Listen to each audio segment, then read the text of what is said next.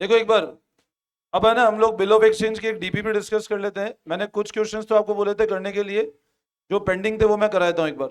देखो, first question पे ध्यान देंगे आप लोग एक बार। फर्स्ट क्वेश्चन पे ध्यान दो। ऑन 1 फरवरी 2019, ध्यान देना फर्स्ट क्वेश्चन पे। ऑन 1 फरवरी 2019,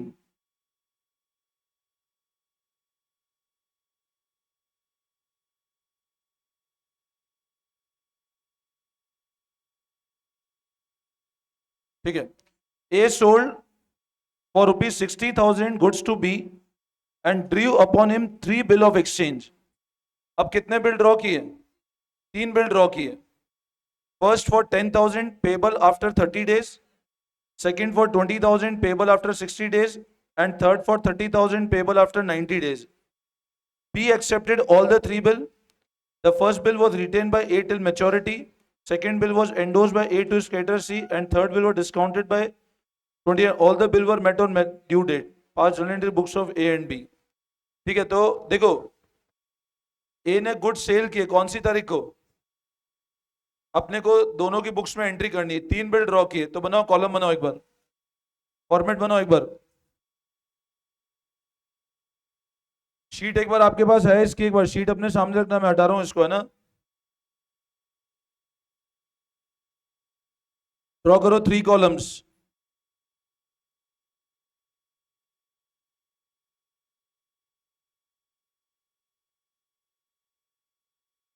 फर्स्ट कॉलम डेट,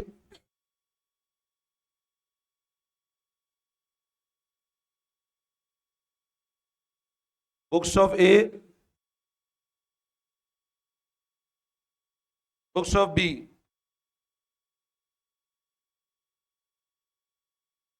एक column date, books of A, books of B. अब डेट के अंदर कौन सी तारीख को गुड्स बेचे हैं?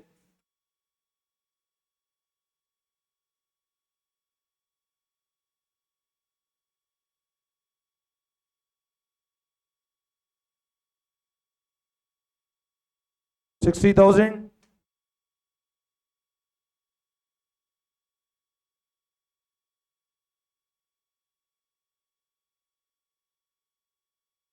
जैसे entry number 1, B to sale and purchase to ए।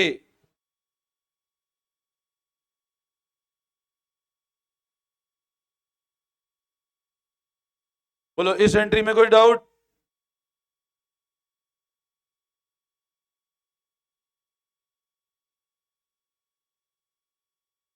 अब देखो, क्वेश्चन पे ध्यान दो। पहला बिल 10,000 का था, दूसरा बिल 20,000 का था, और तीसरा बिल 30,000 का था।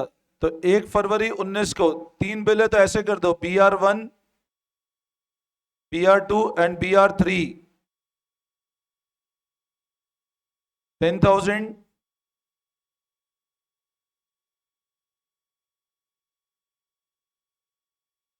और इधर लिखो A2,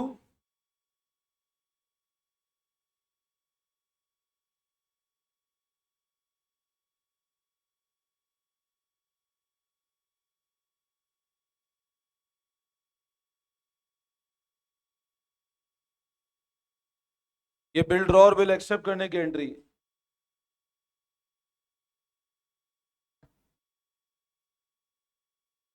BR1, BR2, BR3 और A2 bill payable 1, bill payable 2 and bill payable 3। बोलो इन एंट्री में कोई डाउट?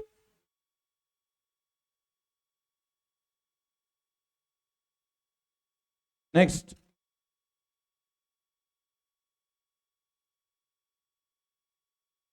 पहला बिल तो ए ने मैच्योरिटी था, पहला बिल कितने दिन का था?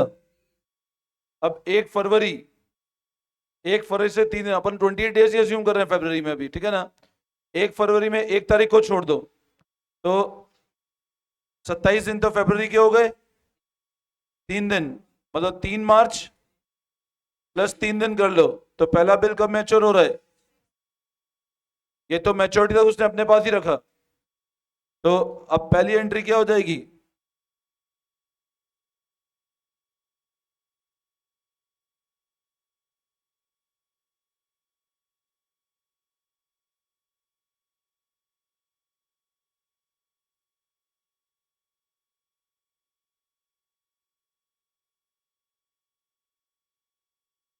बोलो इस एंट्री में कोई डाउट?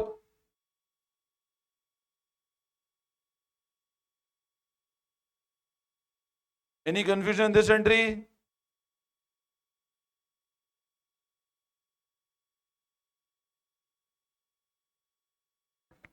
आगे बढ़ो उसके बाद।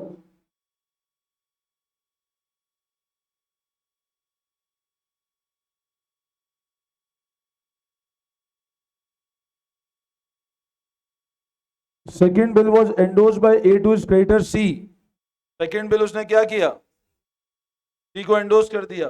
तो अब सेकेंड बिल, वैसे इसमें डेट क्या अपने को 1 फरवरी, अब डेट नहीं गिवन है तो अपन डेट कॉलम में ब्लैंक छोड़ दो उसका, ठीक है ना? बट वापस 6 मार्च के बाद फिर एक बार डेट कॉलम ब्लैंक छोड़ दो, कब एंडोर्स किया? अच्छा चलेगा वो, फिर आप डेट कॉलम ब्लैंक छोड़ोगे चलेगा ना? तो C to PR2 कर दो इस केस में, क्योंकि डेट गिवन नहीं, एंडोर्स कब किया उसने, कि ये कोई एंट्री नहीं करेगा।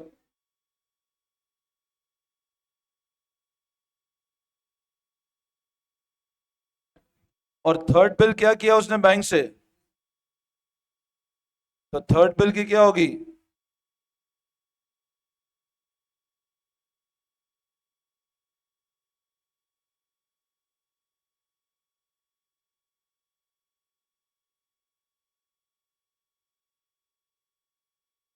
इसकी भी ये कोई एंट्री नहीं करेगा।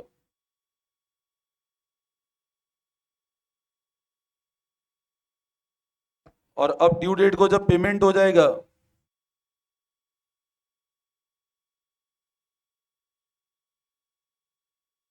आप अलग अलग कर दो। डेट वाला कॉलम में ब्लैंक ही छोड़ रहा हूं एक बार, है ना?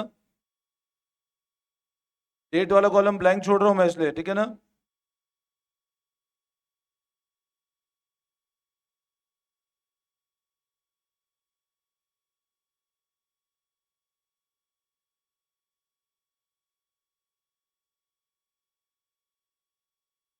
आप चाहो तो दोनों की अलग अलग डेट डाल के भी कर सकते हो, सिर्फ पेमेंट की डेट डाल दो अलग अलग, भले ही वैसे करना चाहो वैसे कर दो। अभी एक बार मैं डेट ब्लैंक छोड़ रहा हूं इस केस में ना। एंट्री समझ आ गई आप लोगों को?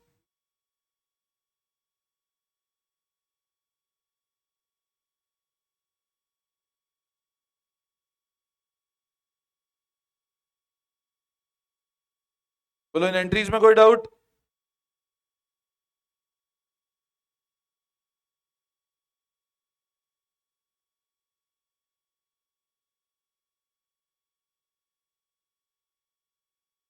क्लियर है सारी एंट्री? Any confusion? क्वेश्चन 2 पे ध्यान दो।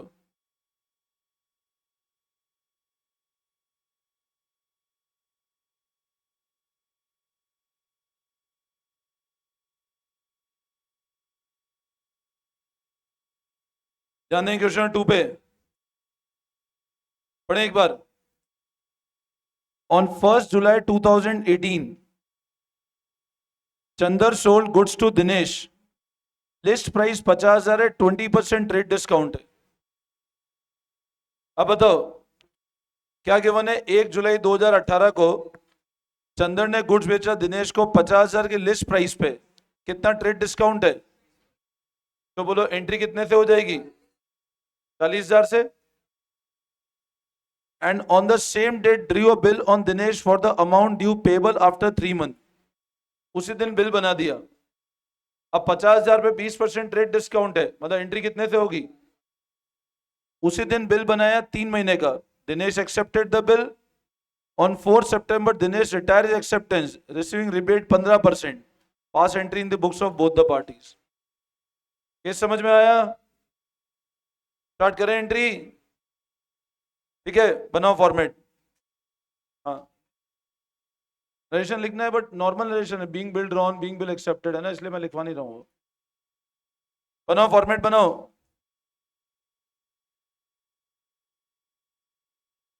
एक कॉलम डेट,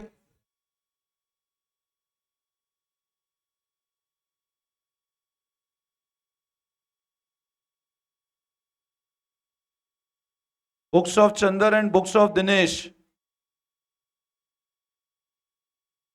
बनाओ फॉर्मेट बनाओ।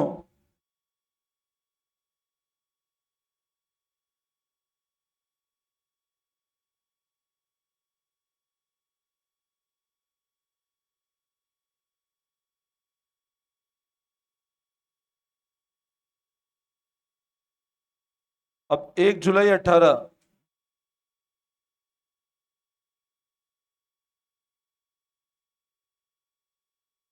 50,000 पे 20% रेट डिस्काउंट।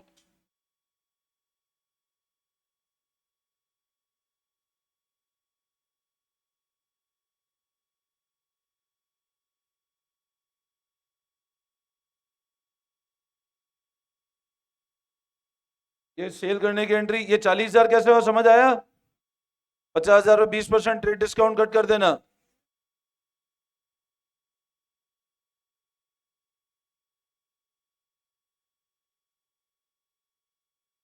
और उसी दिन एक बिल और ड्रॉ कर लिया। अब बिल ड्रॉ करने की क्या होगी?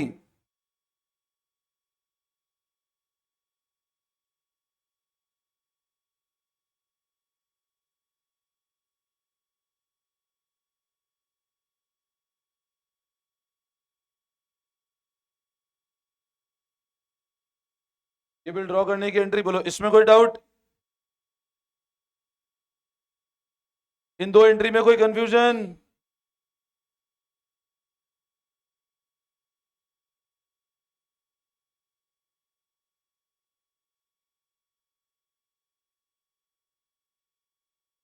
देखो, फर्स्ट एंट्री समझ आई सेल परचेज की। Second entry bill draw. अच्छा, रिटायरमेंट मतलब क्या होता है? ड्यू डेट के बाद पे करना है, ड्यू डेट के पहले पे करना? ड्यू डेट के पहले ही पे कर दिया। अच्छा बताओ, इस बिल का मैच्योरिटी कितने मंथ है? इसने पेमेंट 3 मंथ, मतलब इधर ध्यान देना, 1 जुलाई से 3 महीने जोड़ो। 1 जुलाई से 3 महीने, जुलाई अगस्त सितंबर पूरा 1 अक्टूबर। तो मैच्योर कब होगा ये बिल? और पेमेंट कौन सी तारीख को कर दिया है? तो रिबेट कितने टाइम का मिलेगा बताओ? तो 1 महीने जल्दी पेमेंट किया है ना। मेरी बात फिर सुनना, 1 जुलाई का बिल है, 4 अक्टूबर मैच्योरिटी है। आप पेमेंट कर रहे हो 4 सितंबर को, तो रिबेट 1 महीने का मिलेगा। तो नीचे लिखो इधर वर्किंग नोट में रिबेट, 3 4 लाइन छोड़ देना और लिखो रिबेट।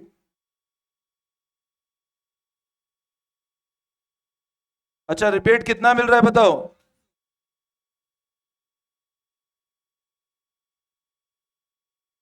40,000 पे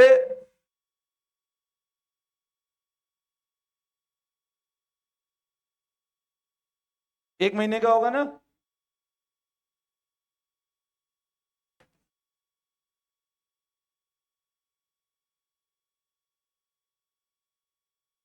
तो 500 रुपए आएगा रिबेट।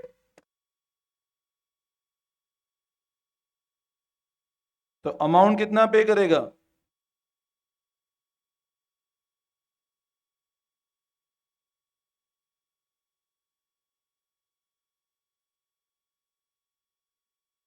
तो दिनेश अमाउंट कितना पे करेगा? 40,000। अच्छा बताओ, ये रिबेट किसके लिए इनकम है? इसमें ड्रॉअर कौन है बताओ, ड्रॉअर कौन है? ड्रॉअर चंदन, ड्रॉई कौन है? तो इनकम ड्रॉई के लिए कि ड्रॉअर के लिए? ड्रॉई के लिए, क्योंकि उसको बेनिफिट मिला है ना। तो पेमेंट की एंट्री क्या करेगा? Bill payable.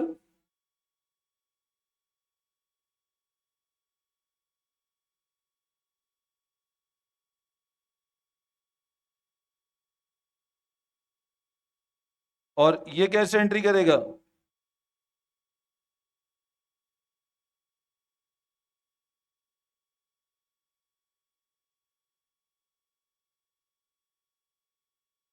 बोलो, समझ में आया? करें, कॉपी करें फटाफट।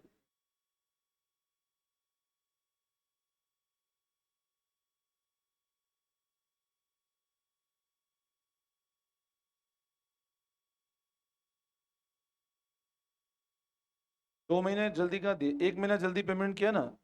1 जुलाई को अपन ने बिल ड्रॉ किया, ड्यू कब हो रहा था? अपन ने पेमेंट सितंबर में ही कर दिया, तो जितना जल्दी पेमेंट किया उतना रिबेट मिलेगा ना। भाई आपने बोली होल्ड 2 महीने किया, बट आपको बेनिफिट सामने वाला कितना जल्दी पे करो उतना बेनिफिट देगा ना। आपने 4 सितंबर को बिल का पेमेंट किया, जबकि बिल की मैच्योरिटी कौन सी तारीख की थी? 4 अक्टूबर। तो आपको बेनिफिट 1 महीने का मिलेगा ना। तो आप 1 महीना जल्दी पे कर रहे हो। तो 2 महीने का मिलेगा, तो यहाँ तो 2 महीने बाद पे किया ना अपन ने। जुलाई अगस्त 2 महीने निकल गए ना, इसलिए 1 महीने का रिबेट मिला है ना। बोलो समझ में आया। देखो, इसके पास 40,000 का बिल था, उसने कितने रुपए डिडक्ट कर दिए,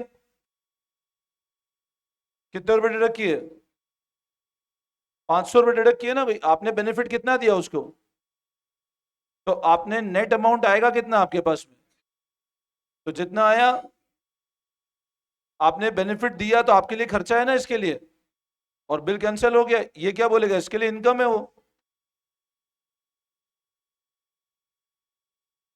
क्लियर है।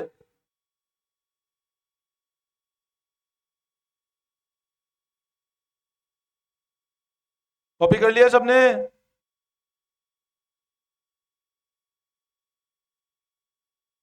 कोई डाउट।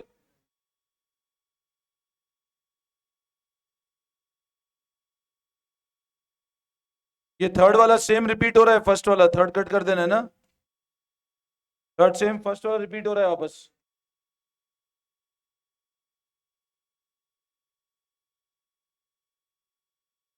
थर्ड वाला सेम रिपीट हो रहा है, फर्स्ट कट कर देना। फोर्थ देखो, फोर्थ क्वेश्चन देखो, फोर्थ पे ध्यान दो।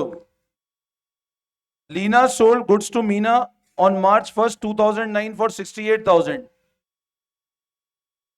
And drew two bill of exchange of the equal amount. अब इक्वल अमाउंट मतलब बोलो बिल का अमाउंट कितना कितना है, 68,000 का सामान बेचा और 2 बिल बनाए, बिल का अमाउंट कितने का है, कितने का है बिल का अमाउंट, 68 का। तो देखो ध्यान दो, Tina sold goods to Meena on 1st March for 68,000 and drew 2 bill for the same amount. Lina immediately discounted first bill with her bank at 12% per annum. अब डिस्काउंटिंग कितने पे करा है बताओ। The bill was dishonored by Meena and bank paid 55 as noting charges. Second bill was retired on May 4 under rebate 6% with mutual agreement. Pass entry in the books of Lina and Meena. कर सकते हैं आराम से, बनाओ format बनाओ, date books of Leena and books of Meena बनाओ format.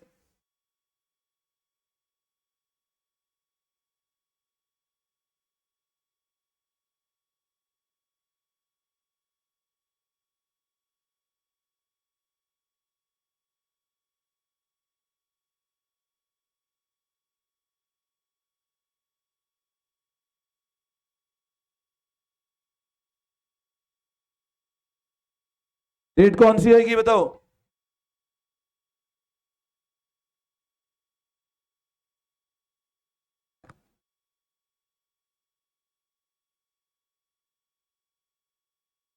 तो first entry लिखो, Meena account debit to sales.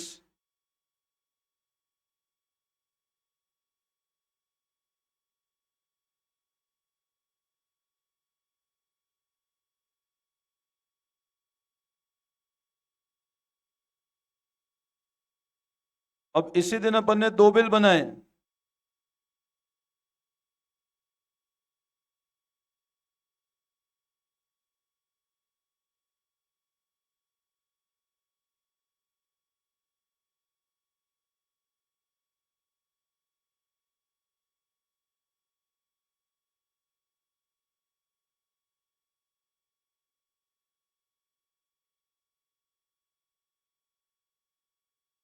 बोलो ये 2 एंट्री में कोई डाउट।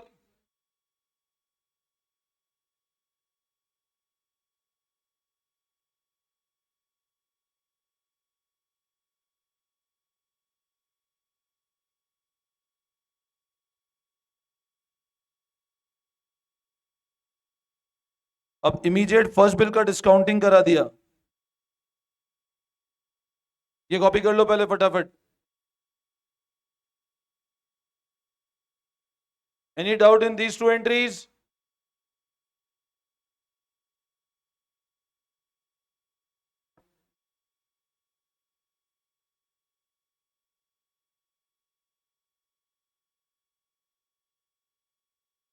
अच्छा, अब डिस्काउंटिंग चार्जेस कितना होगा? तो नीचे लगभग 6 to 7 लाइन छोड़ के लिखो वर्किंग नोट।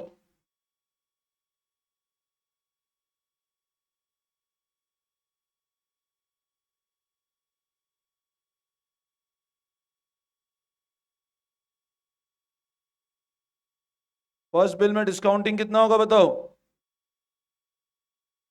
क्या रेट है?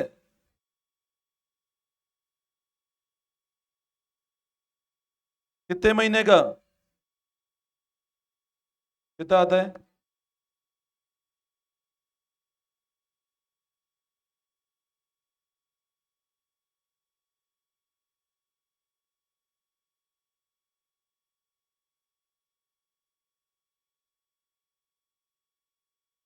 One zero. तो अमाउंट रिसीव कितना होगा बताओ।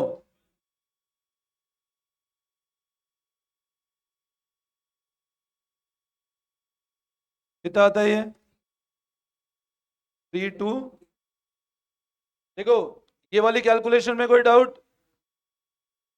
34,000 पे 12% इतना डिस्काउंटिंग चार्जेस, इतना पैसा आ जाएगा अपने पास। अब एंट्री कैसे करें बताओ। Now how should we pass entry? पैसा आया, कितना पैसा आएगा? क्या आएगा अमाउंट? तो डेट पुटअप करो।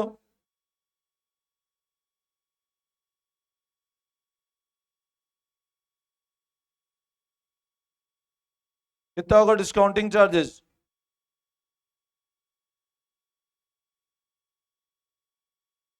और इसकी ये कोई एंट्री नहीं करेगा?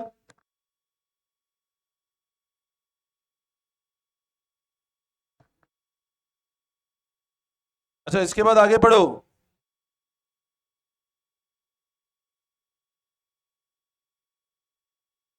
अच्छा बताओ, फर्स्ट बिल का मैच्योरिटी कब आएगा?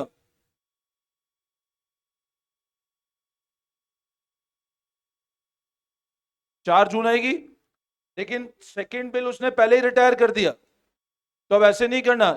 4 जून की एंट्री पहले कर रहे हो और फिर 4 मई वाली एंट्री कर रहे हो, वो नहीं, पहले 4 मई की एंट्री कर दे। सेकंड बिल कैसे रिटायर हुआ बताओ। देखो एक बार, ये वाली एंट्री क्लियर है? अच्छा, उसके बाद 4 मई का था ना? कितना है रिबेट?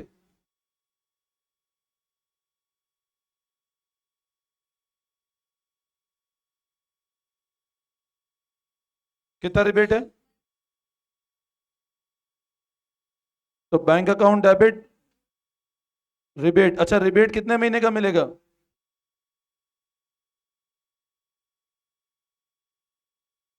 कितना अमाउंट है? तो 34,000 माइनस करो 170, तो 33,000। और इसकी ये क्या एंट्री करेगा? Bill payable, sorry. ये रिबेट समझाऊं क्या? 170 कैसे आया? सबको क्लियर रिबेट कैसे आया? तो 34,000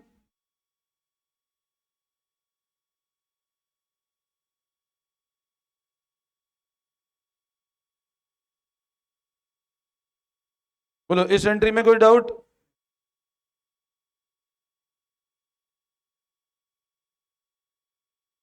अच्छा, अब सेकंड बिल का क्या हुआ?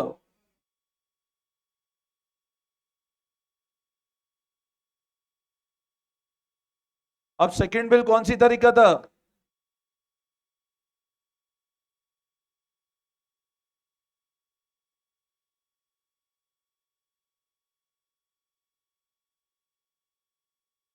फोर्थ जून है। 4 जून आ रही है सेकंड। तो 4 जून। अब डिसऑनर हो गया तो बताओ क्या होगा इस केस में? बैंक हमसे तो रिकवरी कर लेगा। अच्छा, बैंक हमसे कितनी रिकवरी करेगा? बिल का अमाउंट और नोटिंग चार्जेस कितने हैं? तो लिखो टू बैंक। और आप किससे रिकवरी करोगे? मीना से, तो मीना अकाउंट डेबिट।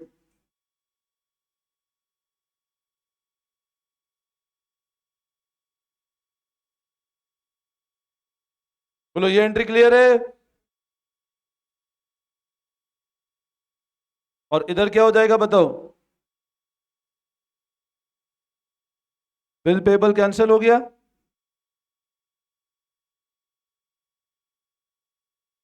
तो मीना,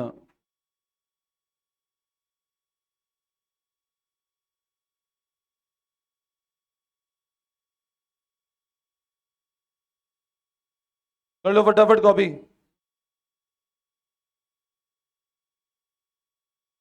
कौन सा एफएस?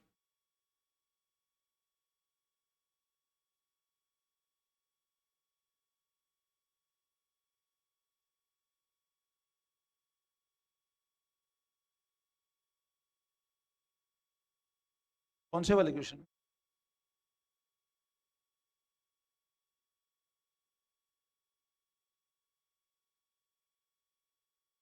एफएस नहीं है वो, तो मिसप्रिंट हो रहा है। Journal prepare. हाँ जर्नल। बिल पेबल 2 है ना, 1 1। बिल पेबल फर्स्ट वाला, ये वाला बिल डिसऑनर हुआ ना। Bill payable 1 noting charges to Leena. समझ आ गया सबको?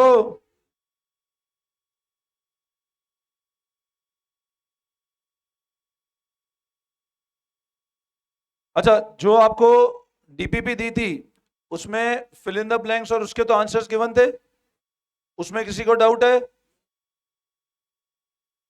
बोलो।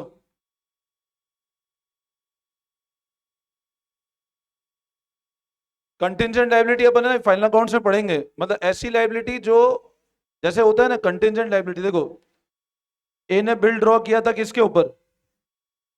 बी के ऊपर। अगर ए ने डिस्काउंट कराया बैंक से, तो मेरे को एक बात बताओ, बैंक ड्यू डेट पे पहले पैसा किससे रिकवरी करेगा? बी से। और बी ने पेमेंट नहीं किया तो किससे रिकवरी करेगा? तो जब तक बी पेमेंट नहीं कर देता ना, वो ए के लिए कंटिंजेंट लायबिलिटी है। कंटिंजेंट मतलब क्या पता अगर बी ने पैसा नहीं दिया तो मेरे ऊपर लायबिलिटी आ जाएगी। ये होती है कंटिंजेंट लायबिलिटी। मतलब कंटिंजेंट मतलब फ्यूचर, कि फ्यूचर में वो लायबिलिटी हो सकती है, अनसर्टेन है, पता नहीं होगी नहीं होगी। तो बिल डिस्काउंटेड की लायबिलिटी जनरली कंटिंजेंट लायबिलिटी होती है। इसको अगर अपन बहुत डिटेल पढ़ेंगे फाइनल अकाउंट चैप्टर के अंदर, कंटिंजेंट लायबिलिटी क्या होता है। बट एक बेसिक क्लियर है ना, कि मतलब बी ने पेमेंट नहीं किया तो ए के ऊपर बिल आ जाएगा, तो इसलिए वो ए के लिए कंटिंजेंट लायबिलिटी है। अब जैसे अपन है ना, आप समझो अपन कोई भी इलेक्ट्रिक आइटम पर, जैसे मान लो मैंने प्रोजेक्टर परचेज किया, कंपनी ने मेरे को इसकी वारंटी दी 1 साल। देखो सुनो मेरी बात, जैसे हमने ये प्रोजेक्टर परचेज किया, कंपनी ने हमको 1 साल की वारंटी दी। अब वारंटी और गारंटी का डिफरेंस पता है ना? गारंटी में तो रिप्लेसमेंट होगा, वारंटी में रिपेयरिंग होगी। अब 1 साल की वारंटी और 1 साल में अगर मैं क्लेम कर देता हूं तो कंपनी को रिपेयर करना पड़ेगा। अब ऐसे केस में जब तक वो 1 साल कंप्लीट नहीं होगा, कंपनी के लिए वो वारंटी कंटिंजेंट लायबिलिटीज है। जितने ही प्रोडक्ट बिके उनकी वारंटी क्या है, वो कंपनी कंटिंजेंट, क्या पता आ भी जाए नहीं भी आए, तो ये होता है कंटिंजेंट लायबिलिटी। और बाकी हो गए।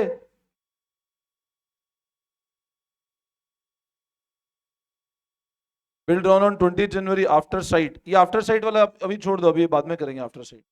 ये अपन अभी सीए वाली क्लास में बता दूंगा आफ्टर साइट वाला, है ना? क्लियर है ये वाला? अब चैप्टर समझ आ गया? तो as far as class 11th is concern, bill of exchange enough है ना? ठीक है ना? अब जो डिटेल में पढ़ना है फाउंडेशन वाले बच्चों को मैं फाउंडेशनल बैच में पढ़ा दूंगा मैं। बाकी 11th क्लास के हिसाब से इनफ है, बिल ऑफ एक्सचेंज पूरा क्लियर है। इसका अपन टेस्ट रखेंगे सैटरडे को, coming Saturday bill of exchange का टेस्ट होगा, ध्यान रखना। ठीक है ना? तो कमिंग सैटरडे को बिल ऑफ एक्सचेंज टेस्ट होगा, और कल से हम लोग नया चैप्टर स्टार्ट करेंगे। ठीक है ना? From tomorrow will start with new chapter, bank reconciliation statement. ठीक है ना? तो कल से हम लोग नया चैप्टर लेंगे, उसमें कैश बुक के कंसेप्ट आएंगे पूरे। ठीक है? तो from tomorrow will start with new chapter BRS. ठीक है? कौन कौन से हो रहे हैं?